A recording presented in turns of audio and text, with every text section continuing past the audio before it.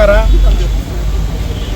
ಮಹಾರಾಷ್ಟ್ರ ರಾಜ್ಯದಲ್ಲಿ ನಮ್ಮ ಕನ್ನಡ ಶಾಲೆಗಳಿದ್ದು ಆ ಕನ್ನಡ ಶಾಲೆಗಳಿಗೆ ಕನ್ನಡ ಶಿಕ್ಷಕರ ನೇಮಕಾತಿಯನ್ನು ಮಾಡಿಕೊಳ್ಳುವಂಥ ಸಂದರ್ಭದಲ್ಲಿ ಅಲ್ಲಿ TET ಪರೀಕ್ಷೆಯನ್ನು ನಡೆಸುವಂಥ ಸಂದರ್ಭದಲ್ಲಿ ಕನ್ನಡದಲ್ಲಿ ತಗೋದೇ ಅಲ್ಲಿಯ ಸ್ಥಳೀಯ ಭಾಷಿಕವಾಗಿ ಮರಾಠಿಯಲ್ಲಿ ಆ ಪೋಸ್ಟ್ಗಳಿಗೆ ಮರಾಠಿಯಲ್ಲಿ ಪರೀಕ್ಷೆಯನ್ನು ಬರೆಯೋದ್ರ ಮುಖೇನ ಅಲ್ಲಿ ನಮ್ಮ ಕನ್ನಡದ ಶಿಕ್ಷಕರಿಗೆ ಅನ್ಯಾಯ ಮಾಡುತ್ತಿರುವಂಥದ್ದು ಭಾಳ ಖಂಡನೀಯ.